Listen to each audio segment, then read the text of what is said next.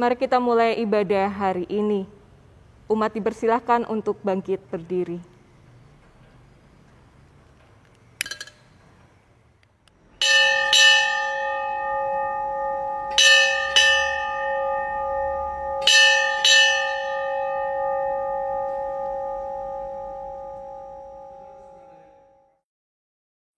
Umat yang dikasihi Tuhan, cinta merupakan anugerah terbesar dalam hidup manusia. Allah menyatakan cintanya kepada manusia dengan rela mati menanggung dosa manusia di atas kayu salib yang hina. Cinta membutuhkan pengorbanan untuk menyatakannya.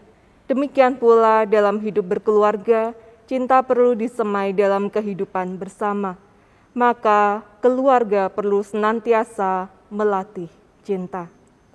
Mari kita bersama memulai ibadah hari ini dengan menyanyikan dari Kidung Jemaat 10, bait yang pertama dan yang kedua, Pujilah Tuhan Sang Raja.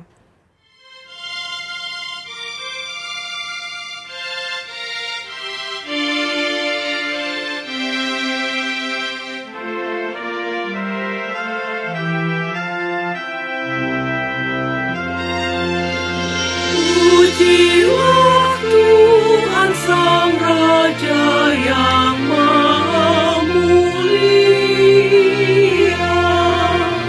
segenap hati dan jiwaku, pujilah Dia.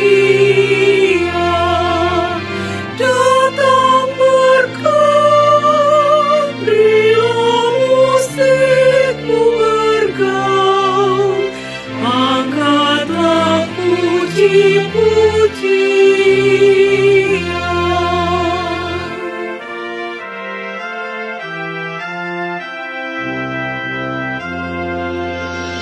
Pujilah Tuhan segala kuasa padanya, sayap kasih-Nya yang aman menunggu anaknya. Tiada tanding yang kepadamu diberi, tidakkah itu karasa?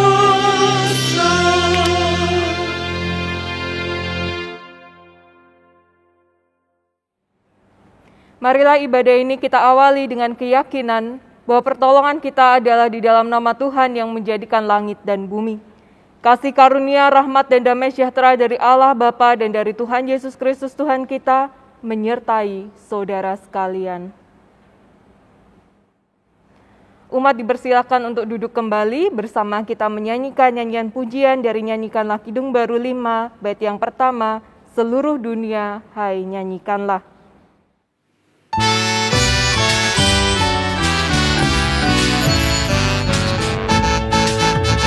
Seluruh dunia, hai nyanyikanlah Kau Allahku.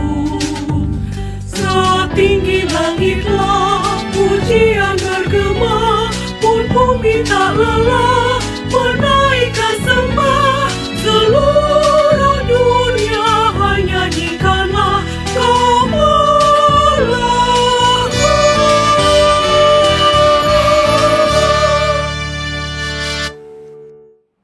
Marilah kita datang ke hadirat Allah, mengakui kesalahan-kesalahan yang kita sadari telah menyakiti hati Tuhan dan sesama kita. Umat dipersilahkan untuk berdoa dalam hati masing-masing, kemudian saya akan menutupnya. Mari kita bersatu di dalam doa.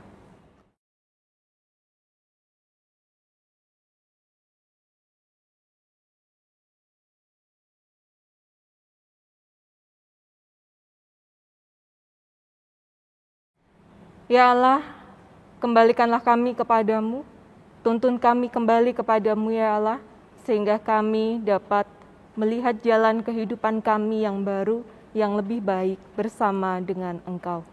Dalam nama Putra-Mu terkasih Tuhan kami Yesus Kristus, kami sungguh memohon kepadamu. Amin. Umat dipersilahkan untuk bangkit berdiri, bersama kita akan menerima berita anugerah dan petunjuk hidup baru.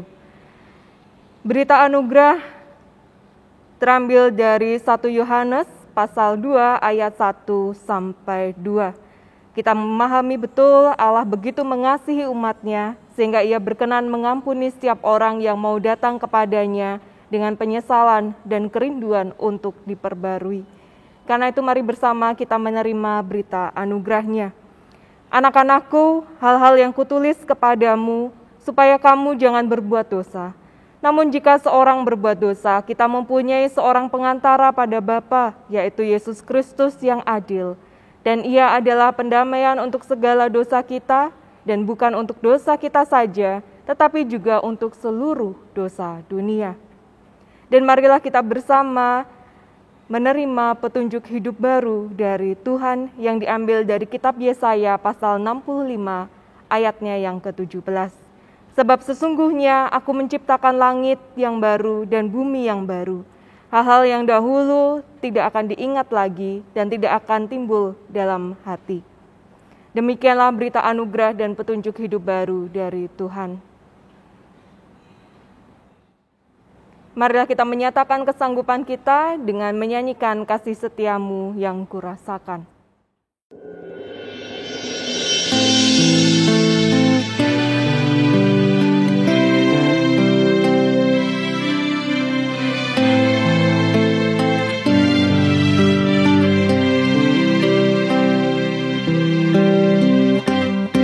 Kasih setiamu yang kurasakan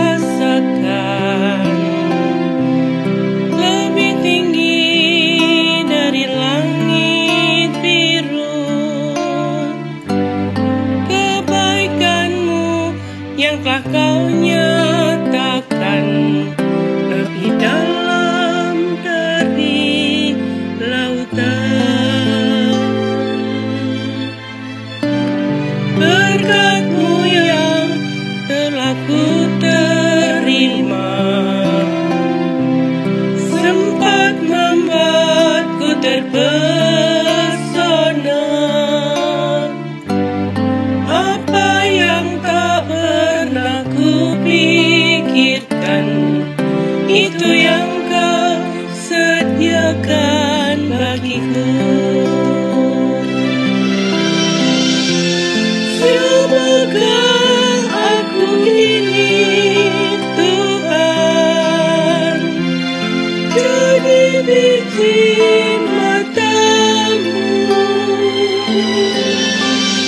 Dengan apakah ku balas Tuhan selain puji dan sembah.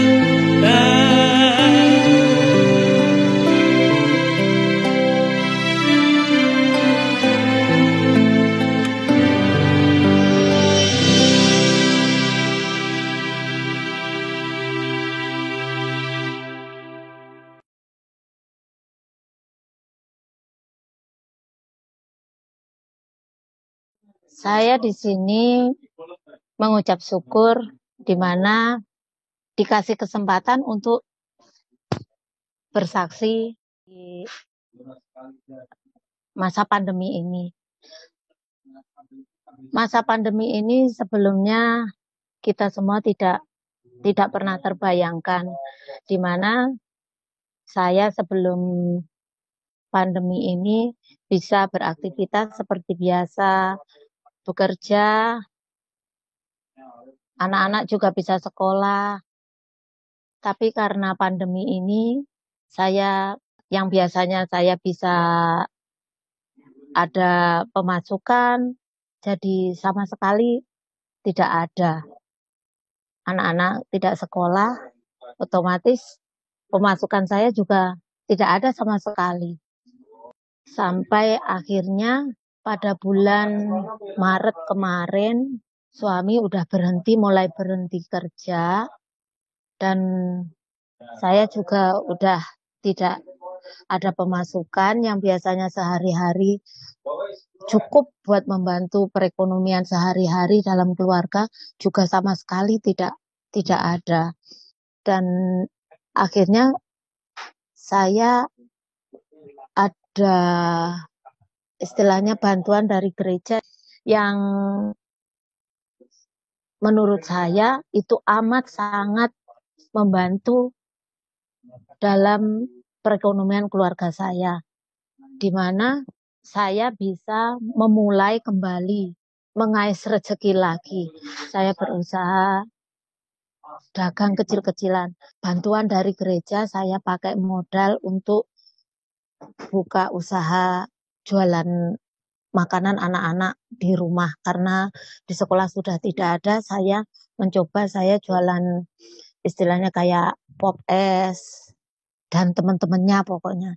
Sampai saya merasakan sampai 2 bulan itu saya terus, walaupun kadang juga ya sama sekali nggak ada pemasukan, tapi saya tetap yakin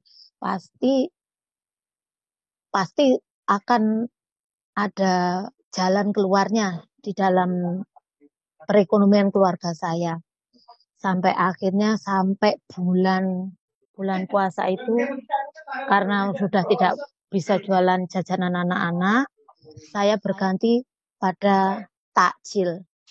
Walaupun jualan takjil itu kita tidak bisa jualan lebih dari harga 1.000 itu, karena yang jualan banyak. Saya juga berusaha tetap nyamain mereka, walaupun nggak tahu nanti ini berhasil apa enggak, laku apa enggak, saya coba terus. Tapi sampai akhirnya 2 minggu sebelum Lebaran itu, dari Masjid Raya Cinere memesan kepada saya buat takjil puasa. Dalam 1 hari itu mereka pesan kue 4 macam ke saya itu sebanyak 700. Itu jam 2 siang harus sudah selesai. Tetangga-tetangga juga pada ngomelin, jangan yang diutamakan yang pesenan aja Mama Karin. Tapi kita juga, soalnya kita sudah cocok gitu istilahnya. Akhirnya saya bekerja sama suami untuk kerjasama, pagi belanja ke pasar, terus mengolah sampai selesai, itu jam 2 harus selesai, dan jam 3 itu saya memulai unjang di depan rumah untuk warga sekitar gitu. Saya benar-benar diberkati oleh Tuhan dengan jalan seperti itu. Saya tidak menyangka dan saya tidak pernah membayangkan di mana masjid gede itu yang tahu kalau saya seorang Nasrani memilih saya untuk dipercaya memberikan masakan buat takjil mereka. Begitu. Bahkan sampai sekarang pun pengurusnya masih sering pesan buat acara-acara pengajian mereka. Sampai bulan Lebaran kemarin, berkat Tuhan masih mengalir dalam keluarga saya, melalui saya karena Lebaran kemarin rencana pulang gagal karena pandemi ini juga. Akhirnya saya ganti lagi menu buat Lebaran. Akhirnya ya begitu, puji Tuhan, Tuhan masih memberi kepercayaan pada saya untuk menerima orderan-orderan dari ibu-ibu komplek, dari tetangga-tetangga, bahkan kepala sekolah TK pun yang sekarang anak-anak udah kelas 3 sama kelas 5, kepala sekolah TK pun masih mencari saya. Itu yang saya rasakan. Saya berterima kasih sekali karena di mana dengan terbuktinya saya bisa diterima mereka, dipakai Tuhan untuk menerima berkatnya. Saya berterima kasih dan saya percaya bahwa kuasa Tuhan itu lebih dari segala-galanya dalam hidup kita. Dan setelah Lebaran dan sampai saat ini pun saya akhirnya juga ada kerjaan lain. Saya jadi tukang buruh cuci gosok, dan bangganya saya walaupun jadi tukang cuci gosok, yang saya kerjakan, yang tempat saya bekerja itu, majikan saya, jangankan orang jauh, yang deket aja itu pada ngomong, kamu nggak bakalan bisa, Rin, nggak bakalan kuat, nggak bakalan betah gitu. Tapi puji Tuhan, sampai sekarang saya masih bekerja sama ibu, bisa bekerja sama, masih diterima di dalam keluarga ibu tersebut. Dan sampai saat ini, apapun yang mereka perlukan, mereka selalu mengandalkan tenaga saya. Karena mereka tidak bisa dan tidak mau sama orang lain. Itu juga saya rasa itu adalah campur tangan Tuhan juga. Jarang orang yang berbeda bisa bekerja sama dengan baik. Kayak saya sama majikan saya. Saya kerja apa aja, dari mulai ngojek, cuci gosok, jualan, semuanya saya kerjakan demi perekonomian keluarga saya. Dan saya berterima kasih di mana saya selalu mendapat bantuan, mendapat dorongan material sampai doa semuanya dari keluarga GKJ Ebenezer, terutama keluarga Destara. Saya yakin dan saya percaya bahwa kuasa Tuhan ada dalam keluarga saya. Dan semua ini boleh mendekatkan saya sama Tuhan. Saya sering kalau malam berdoa, saya sampai nggak bisa mengutarakan rasa syukur saya, rasa terima kasih saya kepada Tuhan karena begitu banyak, begitu besar kuasanya di dalam kehidupan saya.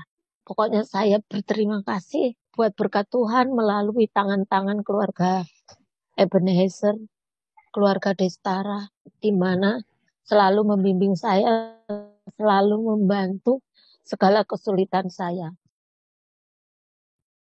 Pesan saya, jangan pernah mengeluh, jangan pernah menyerah, berusaha, apapun usaha kita, apapun yang kita inginkan, kita harapkan, berserahlah kepada Tuhan dalam doa, berpasrah, dan jangan lupa mengucap syukur.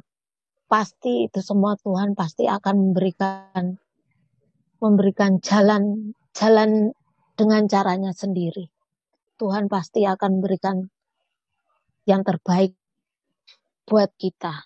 Mungkin lebih baik dari yang kita harapkan.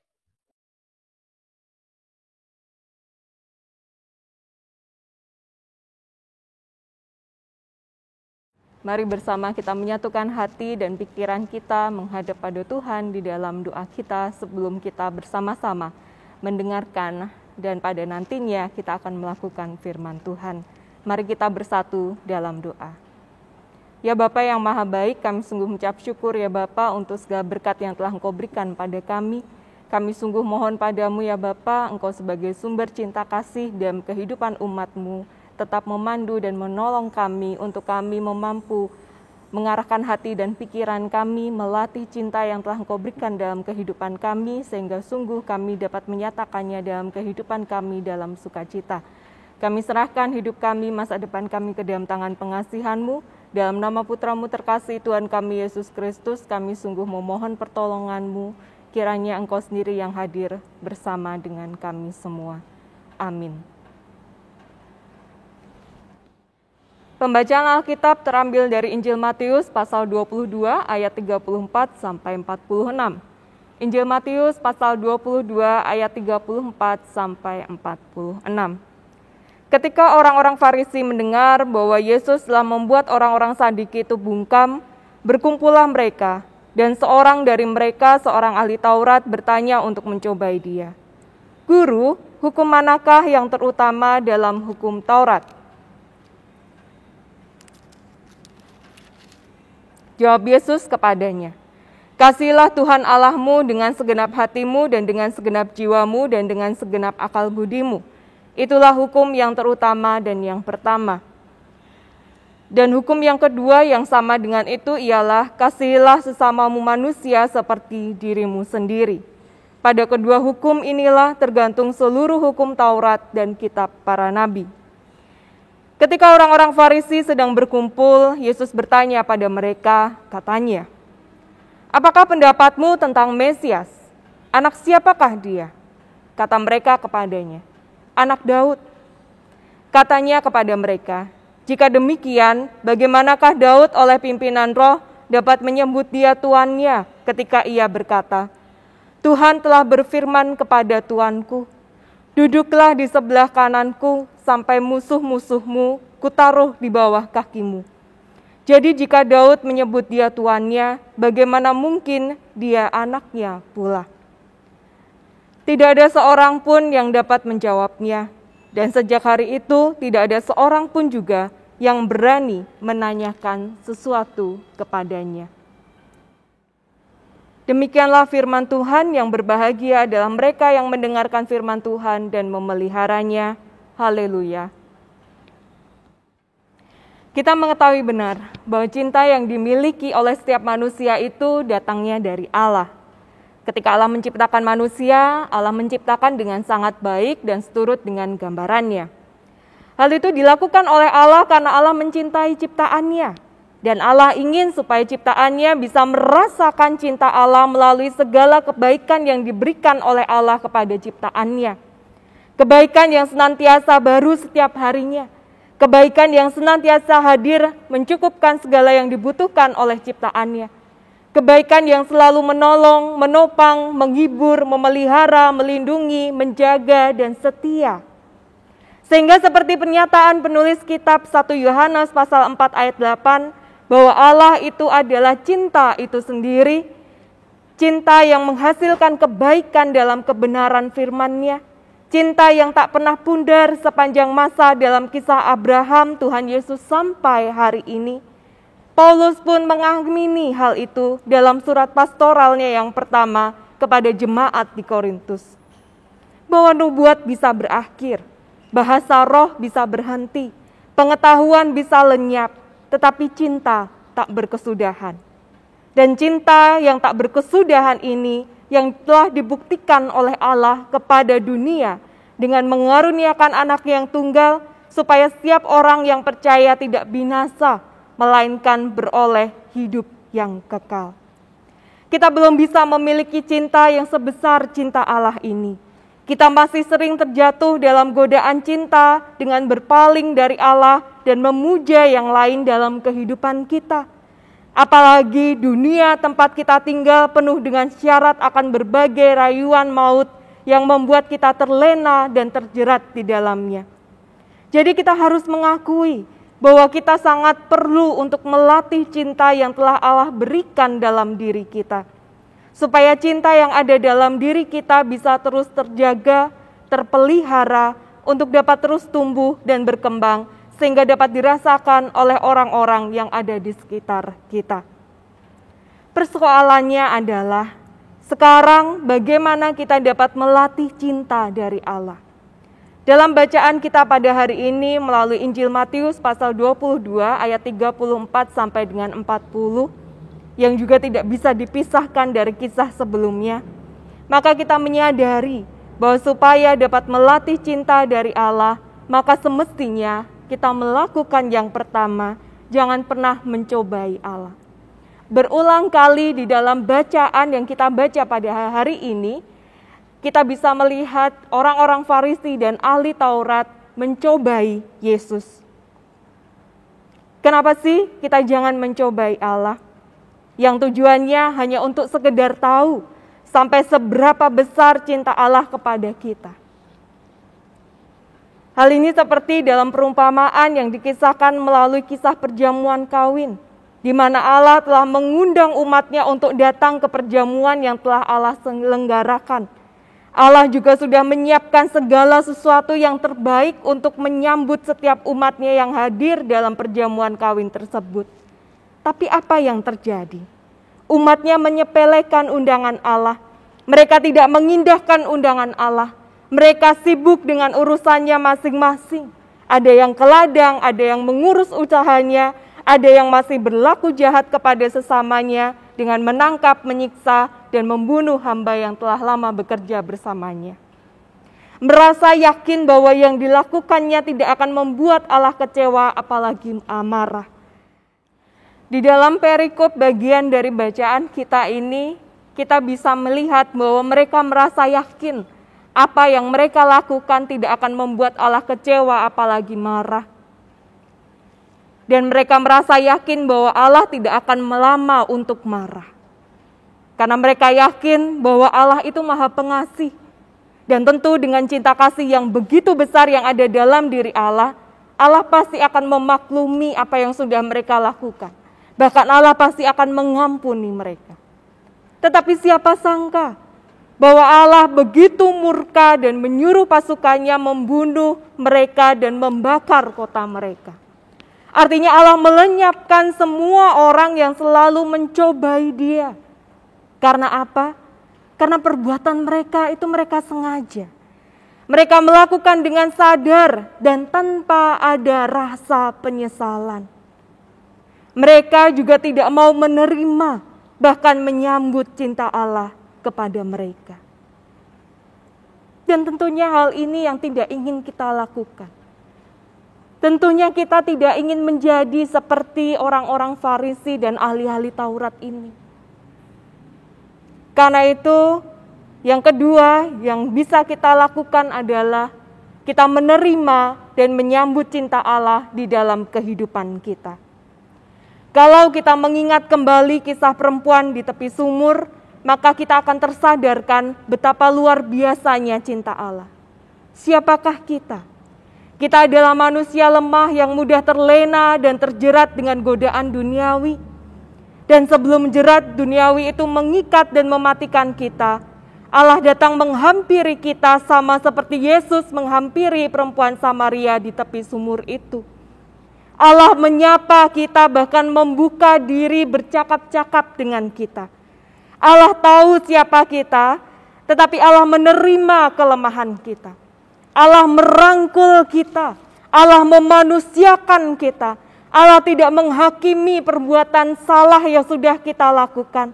Allah ingin memahami alasan mengapa kita sampai melakukan perbuatan salah itu. Dan di dalam proses itu Allah menyadarkan kita persis sama yang dilakukan oleh Yesus kepada perempuan Samaria di tepi sumur. Dan ketika Allah memahami alasannya, Allah kemudian menyadarkan, Allah mengobati luka batin kita, supaya kita dapat pulih kembali. Allah memberikan air kehidupannya kepada kita, supaya kita bisa terus melihat pengharapan bersamanya. Supaya kita bisa kuat menata hari-hari kita. Sehingga yang ketiga, jadikanlah Allah sebagai cinta yang pertama dan yang terakhir di dalam hidup kita. Ini yang bisa kita lakukan untuk menunjukkan kepada Allah bahwa saya sungguh mengasihi Allah dengan segenap hati saya, dengan segenap jiwa saya, dengan segenap akal budi saya. Menempatkan Allah sebagai yang terutama dalam hidup saya dengan mengandalkan Allah dalam setiap persoalan yang sedang saya hadapi. Melibatkan Allah dalam setiap keputusan yang saya ambil. Bapak Ibu Saudara yang terkasih dalam Tuhan Yesus Kristus, dengan kita menempatkan sebagai yang terutama di dalam hidup kita, menempatkan Allah sebagai yang terutama dalam hidup kita, akan membuat kesadaran kita bahwa kita tidak pernah sendiri menghadapi segala persoalan yang begitu berat di dalam hidup ini. Bahwa ada Allah yang begitu setia kepada kita, yang kasih setianya tak akan berkesudahan, dan itu sungguh nyata dirasakan, ditunjukkan ketika umatnya menghadapi berbagai macam cobaan seperti dalam kondisi saat ini. Sebuah rasa cinta yang sungguh dirasakan oleh salah satu saudara kita, Ibu Yatib dan keluarganya. di mana Bu Yatip memberikan kesaksiannya kepada kita semua selama menghadapi kondisi di masa pandemi COVID-19 ini. Bu Yatip merasakan bahwa cinta Allah terus bekerja melalui orang-orang yang ada di lingkungan hidupnya. Baik melalui saudara seiman dalam persekutuan gereja, melalui saudara yang beliau kenal tetapi berbeda iman dengan beliau. Bahkan saudara-saudara yang tidak beliau kenal dan berbeda keyakinan iman dengan beliau. Begitu luar biasanya kasih setia Tuhan kepada umatnya yang mau menempatkan Tuhan sebagai yang utama dalam hidupnya. Bahkan ketika beliau harus jatuh bangun dalam mengembangkan usahanya, dengan pasrah tetap mengandalkan Tuhan dalam hidupnya, membuat beliau tidak mudah menyerah dengan persaingan pasar, mencoba terus dengan tetap mempertahankan kualitas rasa, sehingga membuat orang menjadi percaya kepada beliau, terus memesan makanan buatan tangan beliau. Berkat Tuhan yang pada akhirnya terus mengalir dalam kehidupan beliau dan keluarga, ternyata tidak membuat beliau menjadi memegahkan diri.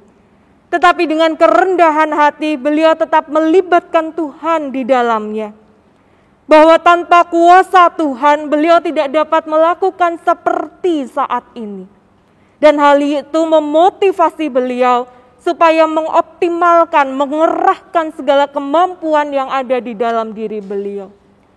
Dan ditunjukkan betul di mana Tuhan sungguh bekerja memberikan segala yang dibutuhkan oleh Bu Yatip dan keluarga. Dan saya yakin apa yang telah beliau jalani, apa yang sudah beliau lakukan ini menjadi kesaksian yang dahsyat bagi setiap orang yang mendengarkan bahkan melihatnya. Maka bersyukurlah kita bahwa Tuhan melalui Bu Yatip dan keluarga telah memberikan buah kehidupan yang luar biasa yang bisa kita teladani bersama. Hal ini menjadi catatan bagi kita bersama di masa pandemi COVID-19 ini. Bahwa setiap uang yang kita persembahkan menjadi suatu hal yang berarti dalam kehidupan saudara-saudara kita. Yang digunakan tidak hanya untuk mempertahankan hidupnya, tetapi yang paling utama untuk mempertahankan iman mereka. Karena suatu hal yang telah diberkati oleh Allah akan menjadi berkat yang berlimpah untuk memelihara kehidupan umatnya. Karenanya Bapak Ibu Saudara yang terkasih dalam Tuhan Yesus Kristus, teruslah melatih cinta dari Allah dengan tidak mencobai Allah, menerima dan menyambut cintanya, serta menjadikan Allah sebagai cinta yang pertama dan yang terakhir dalam hidup kita.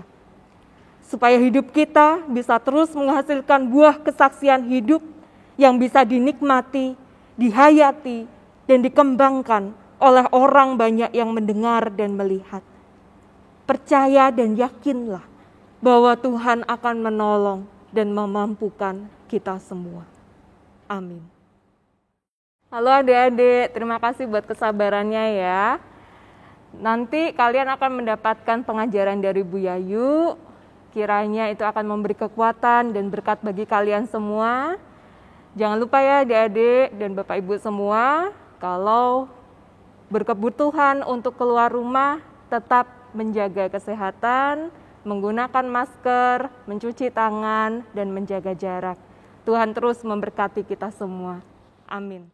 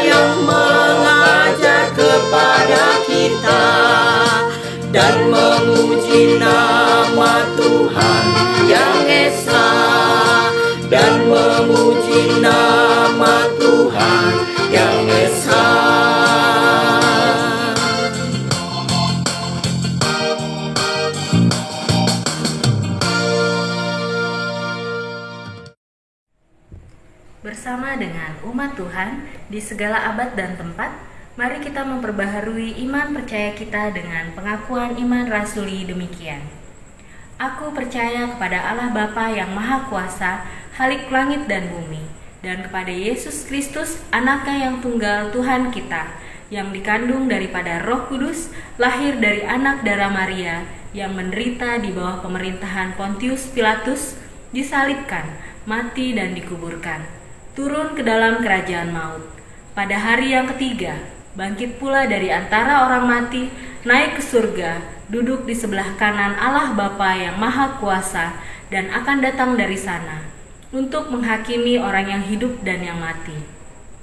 Aku percaya pada Roh Kudus, gereja yang kudus dan am, persekutuan orang kudus, pengampunan dosa, kebangkitan daging, dan hidup yang kekal. Mari Bapak Ibu Saudara yang terkasih dalam Tuhan Yesus Kristus, bersama kita menyatukan di dalam doa syafaat. Dan setelah doa syafaat, kita akan menutupnya di dalam doa Bapa kami. Mari kita bersatu dalam doa. Kami mengucap syukur untuk kasih-Mu dalam kehidupan kami. Kami percaya bahwa Engkau terus ada bersama dengan kami saat ini. Dan dalam situasi yang kami sendiri tidak bisa memprediksikan kapan akan berakhir. Kami percaya Engkau terus memelihara kehidupan kami semua, meskipun kami menghadapi berbagai macam kendala karena banyak hal yang harus kami batasi. Dalam keyakinan kami kepadamu ya Bapa, yang telah berupaya menolong kami untuk terus-menerus, kami senantiasa mengarahkan hati dan pikiran kami hanya tertuju pada belas kasihan-Mu. Kasih yang senantiasa hadir untuk memulihkan kami semua. Kasih yang senantiasa memberikan energi baru bagi kami setiap harinya, sehingga kami dapat bertahan dan terus berkarya dalam kehidupan kami. Kasih yang menjaga pikiran dan hati kami di masa-masa sulit saat ini, supaya kami tidak mudah jatuh dalam godaan duniawi yang dapat membuat kami kembali melukai hati-Mu dan menyia-nyiakan pengampunan yang telah Engkau berikan pada kami. Kami mohon pandulah kami untuk dapat terus melatih cinta kasih yang telah Engkau berikan pada kami, supaya kami tetap dapat teguh dalam iman kami, sehingga kami tidak mencobai Engkau, membuka diri kami sedemikian rupa untuk kami dapat menerima dan menyambut cinta-Mu, dan senantiasa menjadikan Engkau sebagai cinta yang pertama dan yang terakhir dalam hidup kami. Saat ini ya Bapa, kami sungguh memohon kepadamu, bagi saudara-saudari kami yang masih berupaya dapat pulih dari sakit penyakitnya.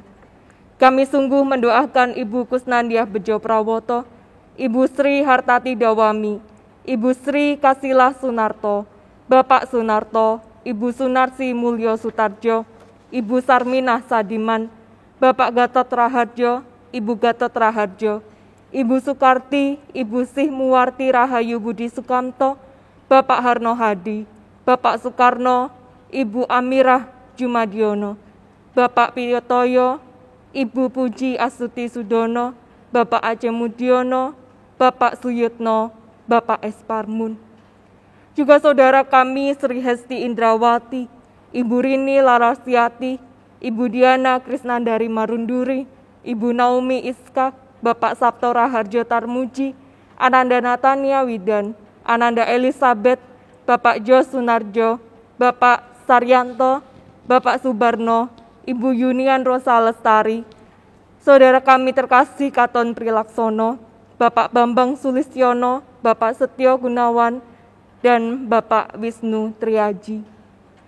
Dan sungguh kami juga tidak pernah melupakan kerabat keluarga persekutuan kami, yaitu saudara Joko Sulistiono, Ibu In Paulus, Ibu Raminten, Bapak Yorsi Hite, Bapak Kalam, Bapak Taslim Dwijo Taryono, dan Ibu Suyatmi, serta Bapak Hartoyo.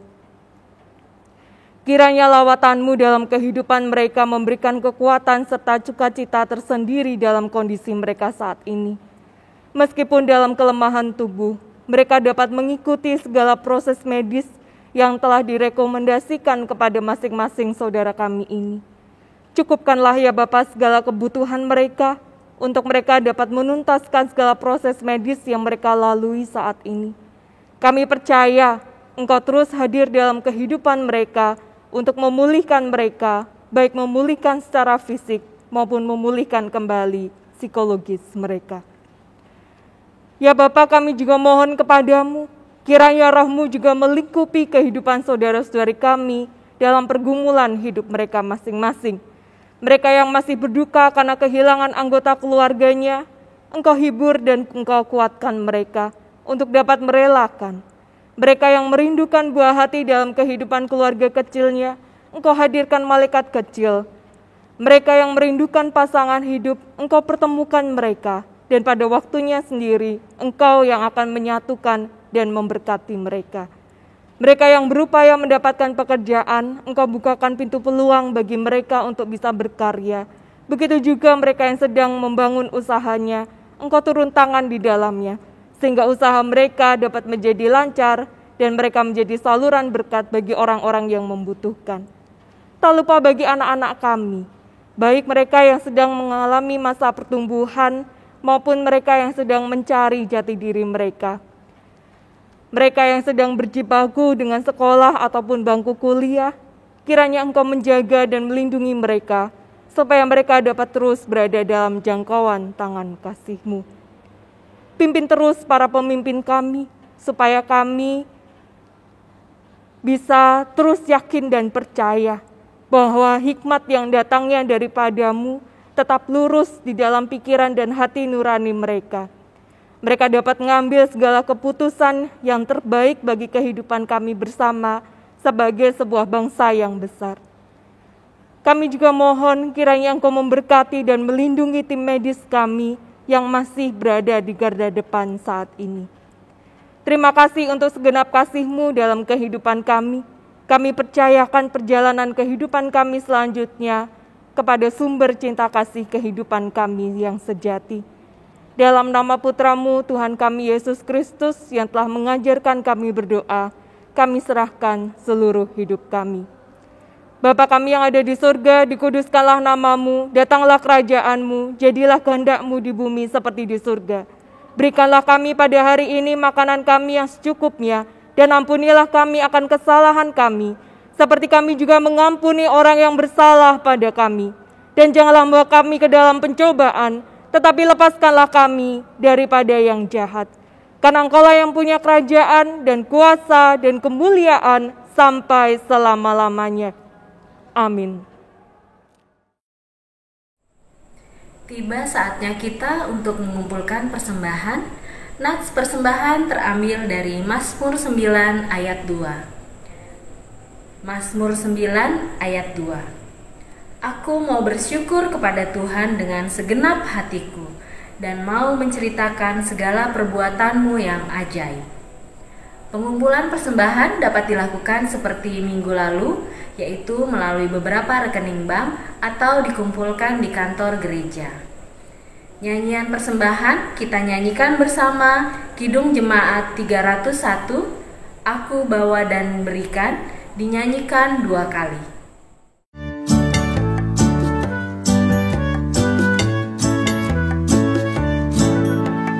Aku bawa dan berikan persembahanku pada Yesus, pada Tuhan Juru Selamatku.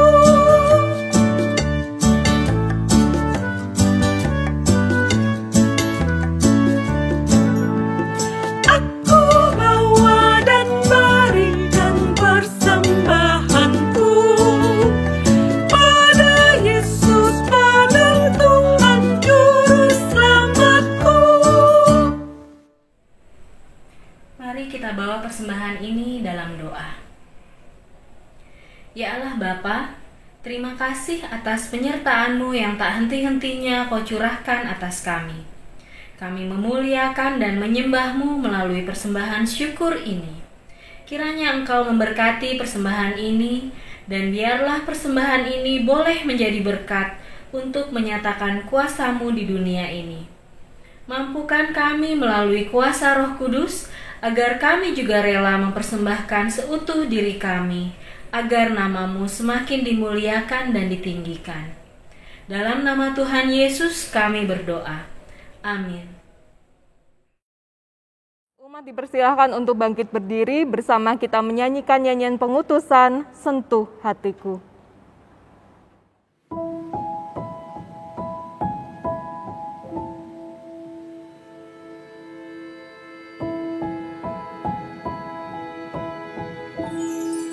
Betapa ku mencintai segala yang telah terjadi, tak pernah sendiri jalani hidup ini, selalu menyertai. Betapa ku menyadari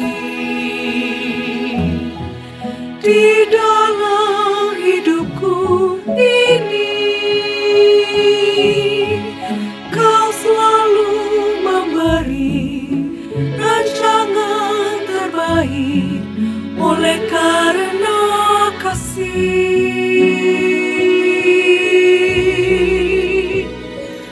Bapa, sentuh hatiku, ubah hidupku menjadi yang baru, bagai emas yang murni. Kau membantu bejana hatiku. Bapa, ajarku mengerti sebuah kasih yang selalu memberi, bagai air mengalir yang tiada pernah berhenti.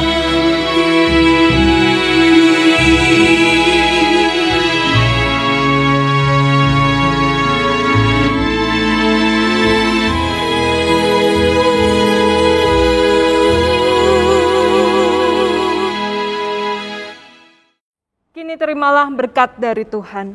Tuhan memberkati saudara dan melindungi saudara. Tuhan menyinari saudara dengan wajah-Nya dan memberi saudara kasih karunia.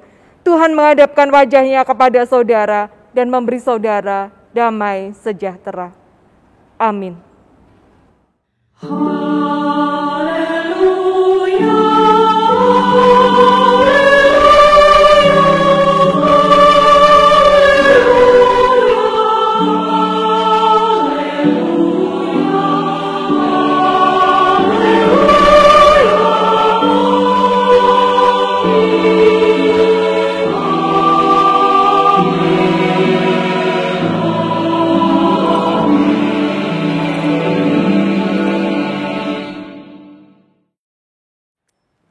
Ibadah hari ini telah usai, teruslah melatih cinta pemberian dari Tuhan.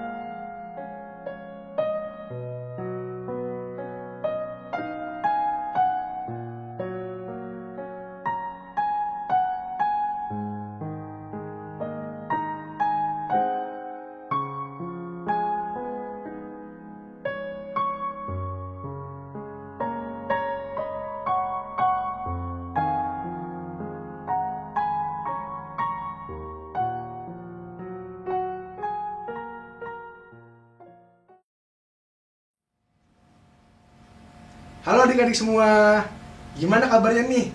Mas Daniel berharap adik-adik semua dalam keadaan sehat ya. Sebelum kita mendengarkan firman Tuhan, mari kita memuji nama Tuhan. Selamat pagi Bapak.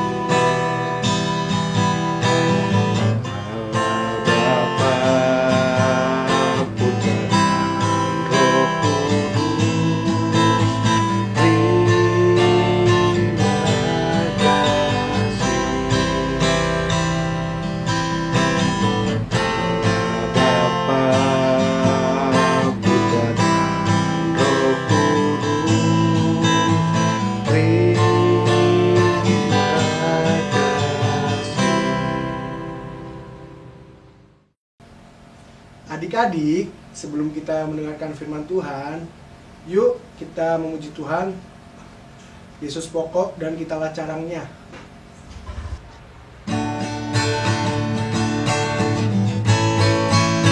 Yesus pokok dan kitalah caranya, tinggallah di dalamnya. Yesus pokok dan kitalah caranya, tinggallah di dalamnya. Yesus pokok dan kitalah caranya, tinggallah di dalamnya. Pastilah kau akan berbuah.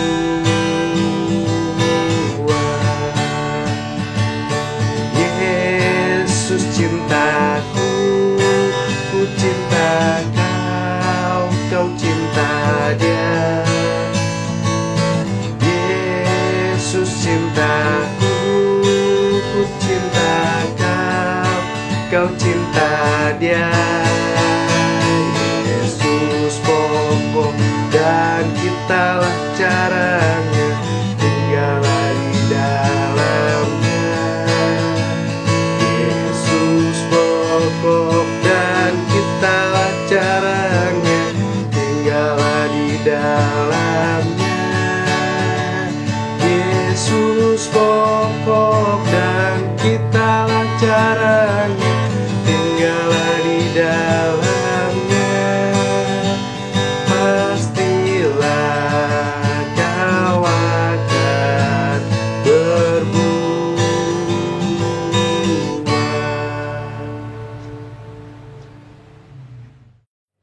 Shalom, apa kabarnya hari ini? Luar biasa. Yes, yes, yes. Selamat pagi adik-adik semuanya. Kalian tadi sudah memuji Tuhan. Sekarang kita mau mendengarkan firman Tuhan. Sebelum mendengarkan firman Tuhan, kita mau berdoa terlebih dahulu. Yuk kita berdoa ya. Kita sikap doa yang baik. Lipat tangannya. Tuhan Yesus, terima kasih Tuhan atas kebaikan-Mu. Berkati kami untuk mendengarkan firman-Mu. Siapkan hati dan pikiran kami Tuhan untuk dapat mendengarkan firman-Mu dengan baik. Berkati Ibu Yayu untuk yang membawakan firman. Terima kasih Tuhan. Dalam nama Tuhan Yesus kami berdoa dan mengucap syukur. Haleluya, amin. Terima kasih adik-adik semuanya. Sekarang kalian sudah siap mendengarkan firman Tuhan? Nah, buka Alkitabnya Ulangan 34 ayat 1 sampai dengan 12. Di sini Ibu akan menyampaikan firman Tuhan tentang hamba yang setia. Mari kita baca sama-sama. Kalian nyimak ya. Bu Yayu yang baca ya. Ke Ulangan 34 ayat 1 sampai 12, yaitu kematian Musa. Kemudian naiklah Musa dari dataran Moab ke atas gunung Nebo, yakni ke atas puncak Pisga yang di tentangan Yeriko. Lalu Tuhan memperlihatkan kepadanya seluruh negeri itu dari Gilead sampai ke kota Dan, seluruh Naftali, tanah Efraim dan Manase, seluruh tanah Yehuda sampai laut sebelah barat, tanah Negeb dan lembah Yordan, lembah Yeriko, kota pohon kurma itu sampai Zoar. Dan berfirmanlah Tuhan kepadanya, inilah negeri yang kujanjikan dengan sumpah kepada Abraham, Ishak dan Yakub. Demikian kepada keturunanmu lah akan kuberikan negeri itu. Aku mengizinkan engkau melihatnya dengan matamu sendiri, tetapi engkau tidak akan menyeberang ke sana. Lalu matilah Musa, hamba Tuhan itu, di sana di tanah Moab, sesuai dengan firman Tuhan dan dikuburkannyalah dia di suatu lembah di tanah Moab, di tentangan Bet-peor. Dan tidak ada orang yang tahu kuburnya sampai hari ini. Musa berumur 120 tahun. Ketika ia mati, matanya pun belum kabur dan kekuatannya belum hilang. Orang Israel menangisi Musa di dataran Moab 30 hari lamanya. Maka berakhirlah hari-hari tangis perkabungan karena Musa itu. Dan Yosua bin Nun penuh dengan roh kebijaksanaan, sebab Musa telah meletakkan tangannya ke atasnya. Sebab itu orang Israel mendengarkan dia dan melakukan seperti yang diperintahkan Tuhan kepada Musa. Seperti Musa yang dikenal Tuhan dengan berhadapan muka. Tidak ada lagi nabi yang bangkit di antara orang Israel. Dalam hal segala tanda dan mujizat yang dilakukannya atas perintah Tuhan di tanah Mesir terhadap Fir'aun dan terhadap semua pengawalnya dan seluruh negerinya. Dan dalam hal segala perbuatan kekuasaan dan segala kedahsyatan yang besar yang dilakukan Musa di depan seluruh orang Israel. Nah, adik-adik, kalian sudah membacakan firman, yaitu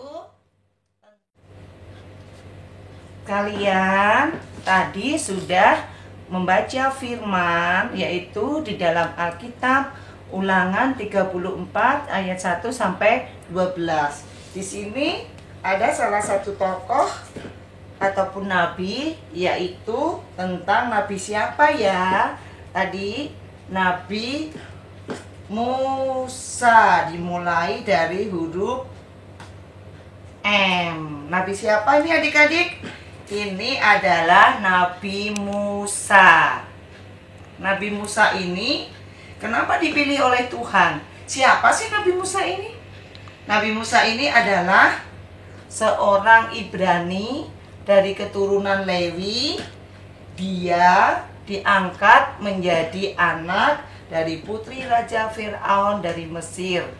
Setelah dewasa atau besar, diutus oleh Tuhan untuk memimpin atau menjadi nabi di bangsa Israel. Nah, kenapa harus Musa yang dipilih? Karena Bapak Musa ini adalah orang yang setia kepada Tuhan, selalu taat perintah Allah.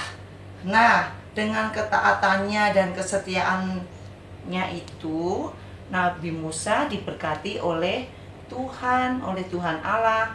Yaitu kira-kira berkat apa saja sih? Ataupun penyertaan Tuhan Allah itu buat Nabi Musa apa aja ya? Dia orang yang baik juga adik-adik. Dia meminta kepada Tuhan untuk memberi makan kepada bangsa Mesir yang saat itu sedang kelaparan. Tetapi Tuhan menepati enggak? Tuhan menepatin. Akhirnya Tuhan memberikan permintaan Nabi Musa untuk memberi makan kepada bangsa Mesir. Nah, karena kesetiaannya dan ketaatannya, Nabi Musa diberkati dan dalam penyertaannya diberkati oleh Tuhan Allah. Kira-kira berkat-berkat apa saja dan penyertaan apa ya yang dikasih oleh Allah untuk Nabi Musa? Kalian lihat gambar berikutnya. Next. Nah, gambar berikutnya adalah berkat yang kedua. Nabi Musa diutus oleh Tuhan untuk memberitahukan 10 tulah untuk bangsa Israel. Tulah itu apa sih Bu Yayu? Tulah itu adalah bencana. Bencana yang ada di bangsa Israel. Di sini adik-adik lihat. ada gambar ikan, hanya duri dan juga airnya menjadi merah. Di sini adalah air sungai ini dan sumber mata air bisa berubah menjadi darah. Terus ikan-ikan dan juga binatang yang ada di air semuanya bisa mati adik-adik. Untuk yang berikutnya ada gambar apa ya? Oh, ada gambar katak. Katak itu disebut binatang amfibi. Terus ada gambar nyamuk, ada gambar lalat yang pekat. Terus ada penyakit sampar untuk ternak, ada penyakit barah, yaitu penyakit yang tidak bisa disembuhkan. Ya, penyakit barah itu penyakit yang tidak dapat disembuhkan. Terus ada hujan es bercampur dengan api, ada belalang, ada kegelapan, ada gambar mayat. Nah, gambar mayat ini adalah kematian untuk anak-anak sulung bagi semua keluarga bangsa Mesir.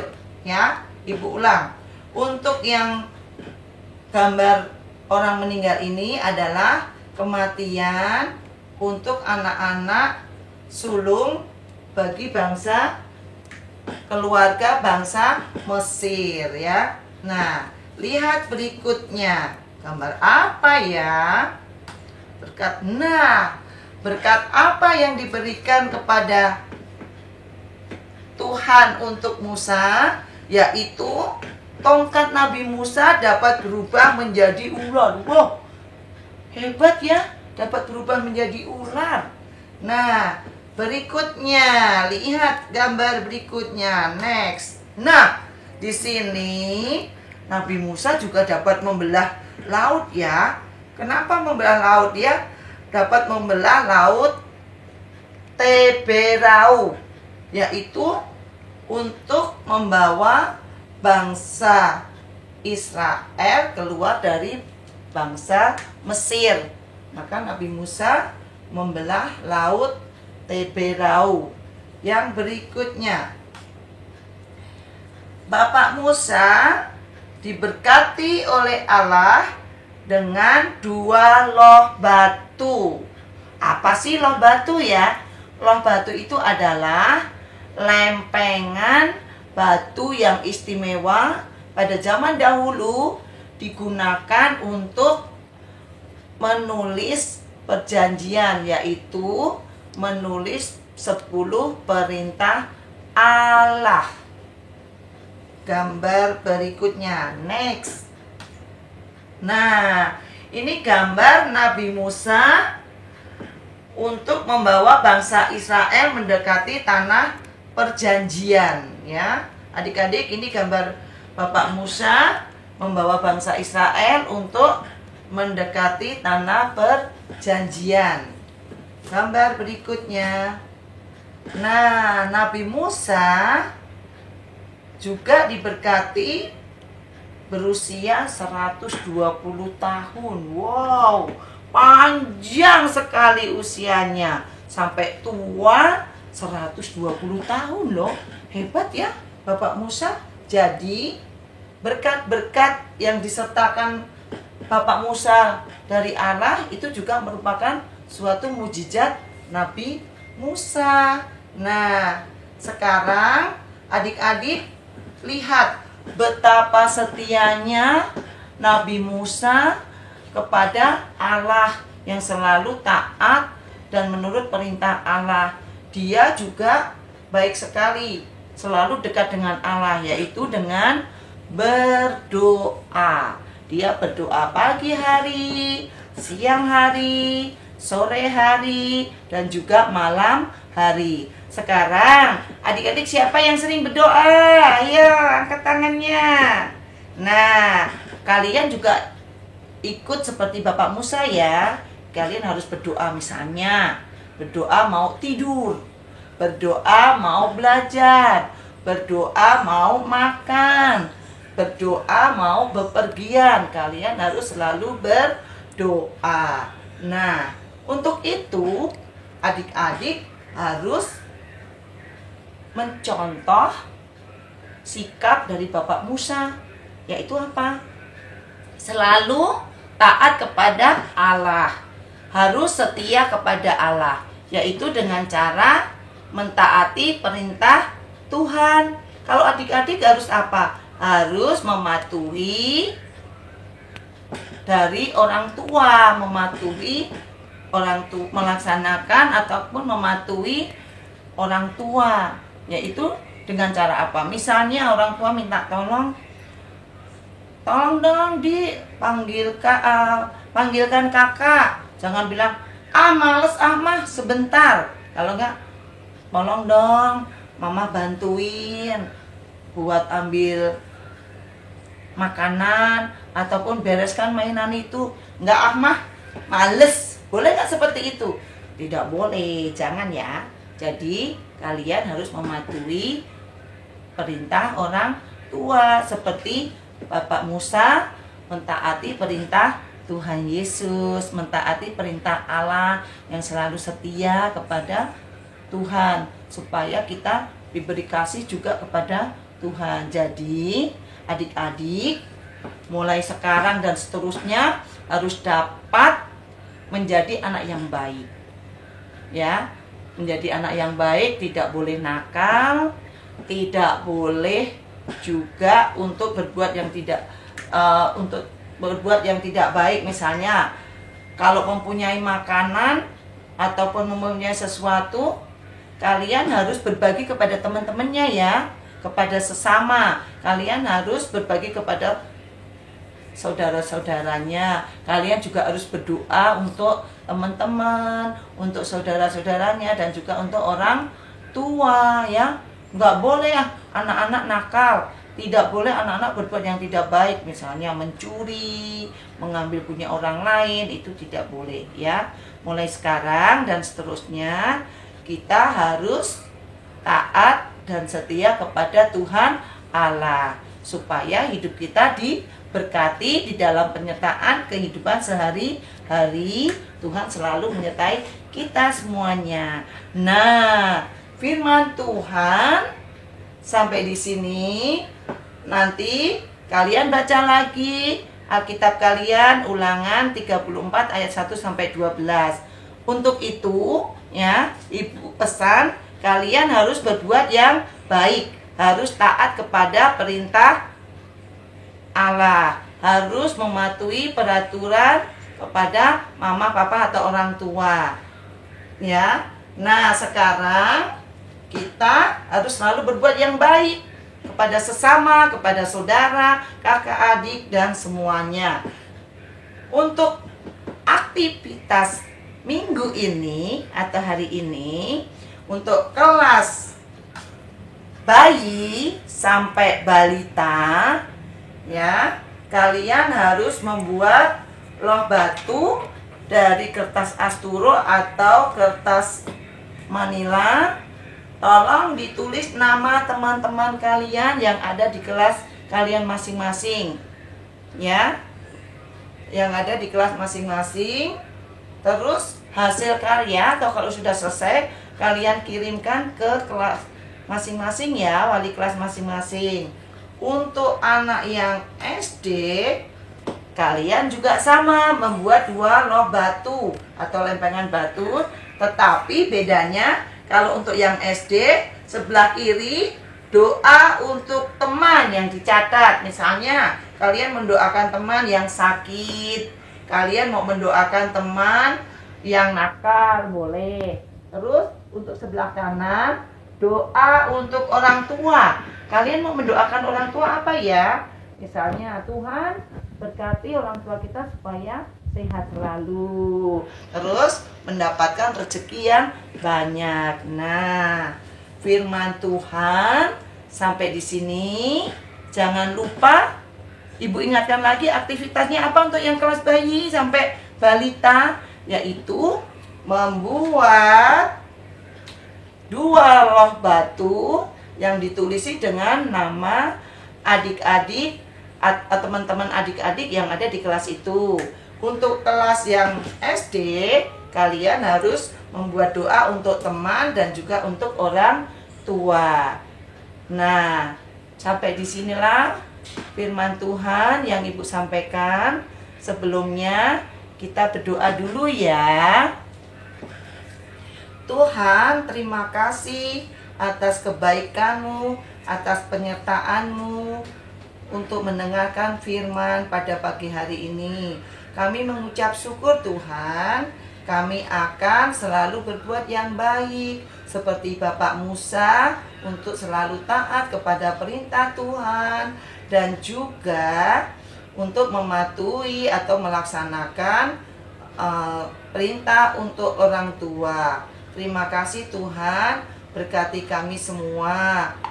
Kiranya Tuhan selalu memberikan yang terbaik buat mama, papa, saudara kami dan juga teman-teman kami. Kami tidak nakal lagi, kami mau berbuat yang baik. Terima kasih Tuhan, dalam nama Tuhan Yesus kami berdoa dan mengucap syukur, amin. Nah, firman pada pagi hari ini sudah selesai. Selamat hari Minggu, Tuhan Yesus memberkati. Dadah, sampai ketemu minggu depan. Kalian pintar semuanya, hebat. Terima kasih. Sebelum kita mengakhiri ibadah anak pada hari ini, mari kita memuji nama Tuhan dengan lagu Burung Pipit yang Kecil.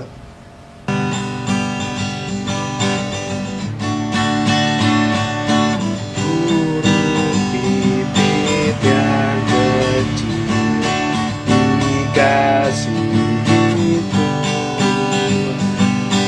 terlebih diriku dikasih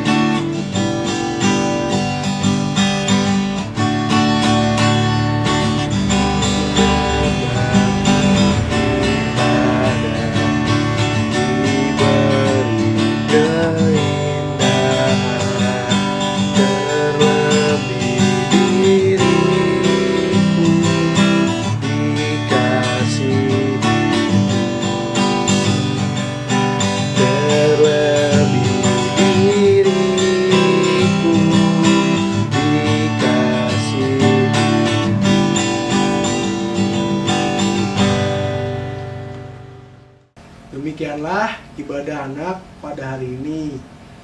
Sampai jumpa di ibadah minggu depan. Tuhan Yesus memberkati. Dadah.